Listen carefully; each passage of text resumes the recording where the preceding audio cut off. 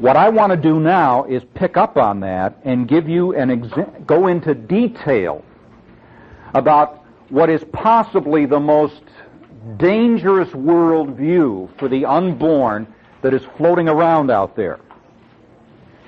It is this worldview which poses, I suspect, the greatest threat to the unborn. And it is a worldview that I will call gender feminism.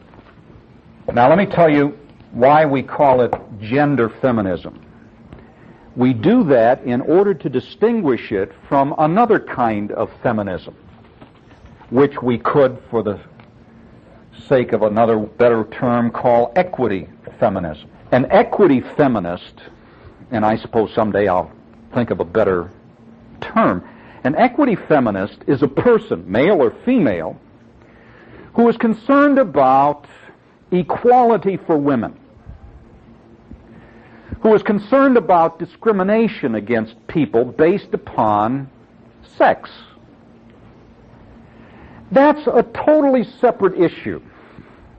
It seems to me that Christians can squabble or disagree over issues related to equity feminism on totally different grounds. Gender feminism, however, is something totally different. This is the kind of feminism that one sees usually on public display in the evening newscasts.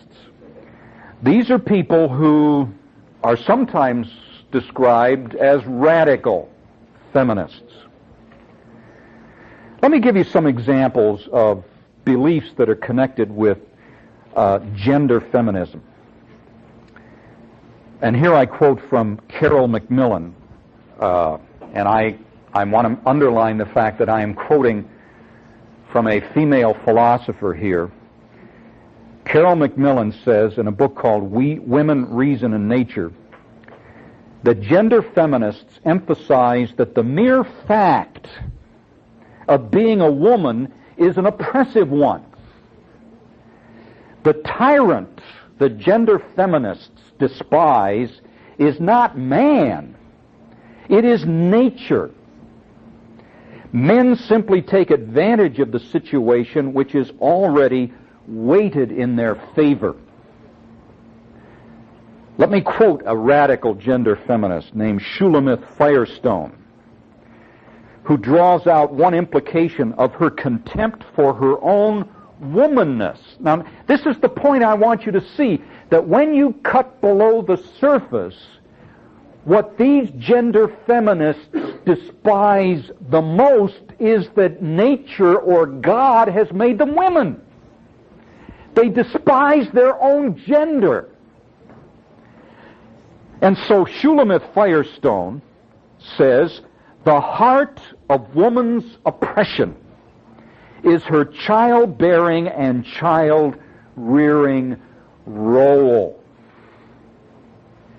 Now, as we continue to uncover the nature of this gender feminist worldview, we're going to discover that we are dealing with women who hate being women, who hate the necessary roles that are attached to being a woman, such as conception.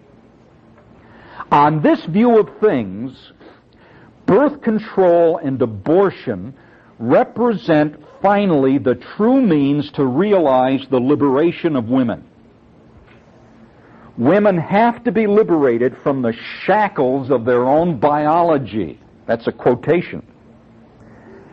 In other words, the freedom to kill the human being growing within her is absolutely indispensable to the radical feminists' pursuit of liberation.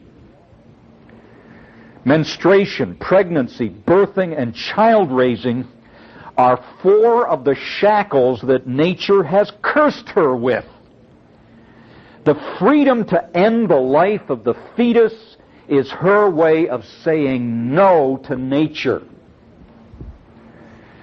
Now, this is so shocking that many people would say, surely there aren't people who think this way in the world. Surely there aren't women who think this way in the world. Surely the radical feminist is not resentful of the fact that she is a woman. As Carol McMillan goes on to explain, gender feminists believe that the real oppressor of women is nature.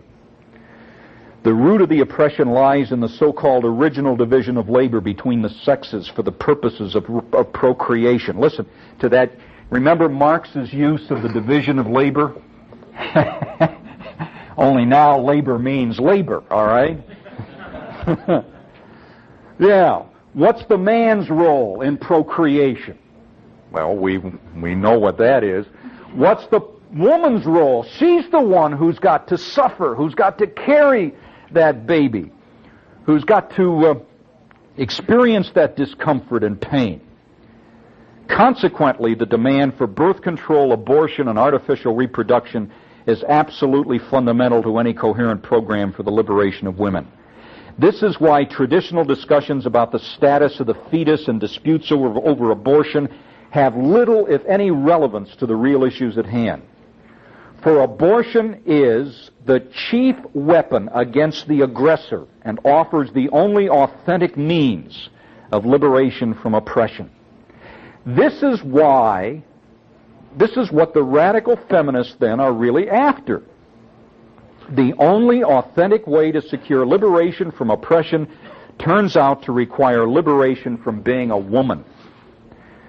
Killing the right to kill the fetus whenever it is convenient for the woman is her way of declaring her liberation from the bonds that bind her. Well, let me plug in here now the counter-argument of an interesting organization called Feminists for Life. This interesting organization functions in Kansas City, Missouri. Let me summarize the argument from some of their pamphlets. In a pamphlet titled, "Abortion Does Not Liberate Women," these Feminists for Life authors argue that the real beneficiaries of abortion are not women, but are men. Instead of liberating women, abortion validates the patriarchal worldview which holds that women, encumbered as they are by their reproductive capacity, are inferior to men. Now notice, these are pretty zealous feminists who are saying, if you're a feminist and you're thinking straight, you're going to support life and not death. Women, even feminists who support abortion, are actually surrendering to a male chauvinistic worldview. You are not standing up for women's rights. You are surrendering your rights to self-centered male sexpots. The pamphlet continues by arguing that truly liberated women reject abortion because they reject the male worldview that accepts violence as a legitimate solution to conflict. Rather than settling for mere equality, pro-life feminists seek to transform society to create a world that reflects true feminist ideals. In other words, here's what these feminists are saying. What are men famous for? Answer, killing. That's what men do best. They kill. What do women do best? They give life. Now, when a woman turns against life, she turns against her own femininity. She turns against her own gender. She is subordinating herself to male values. Get that argument? Oh, I think that's great stuff. Feminism is a part of a larger philosophy that values all life. Feminists believe that all human beings have inherent worth, and that this worth cannot be conferred or denied by another. True feminist thinking recognizes the interdependence of all living things and the responsibility we have for one another. Now, there's a powerful argument there. I sort of feel a little uncomfortable that I'm a part of a male gender that does best, the killing of human beings, all right, that these ladies have an argument. Abortion is incompatible with this feminist vision, argues the pamphlet. Instead, it insists abortion atomizes women. Abortion pits women against their own children as competitors for the favors of the patriarchy. Women who accept abortion have agreed to sacrifice their children for the convenience of a man's world. Ooh. Ooh. I want to send this pamphlet to Gloria Steinem, all right? I want to see what she says about this.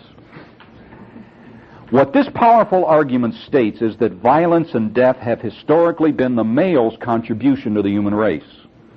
Women, on the other hand, are and should be the bearers and defenders of life.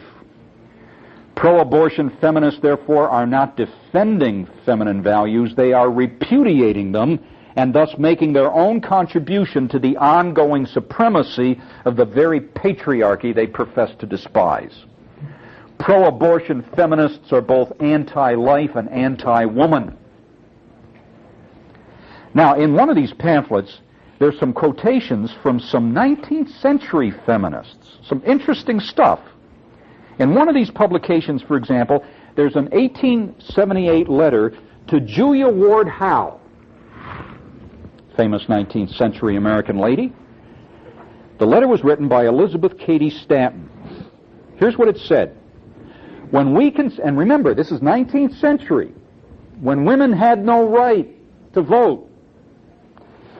The quotation, when we consider that women are treated as property, it is degrading to women that we should treat our children as property to be disposed of as we see fit. Or here's a quotation from the Wheeling, West Virginia Evening Standard of 1875, in which a lady named Victoria Woodall argues, every woman knows that if she were free, she would never think of murdering her child before its birth. Free women don't kill their own babies. The contemporary American obsession with the supposed right of women to kill their unborn children is a disgraceful, utterly self-centered demand that cannot be reconciled with the demands of a properly understood Christian ethic or with the demands of any proper understanding of feminism.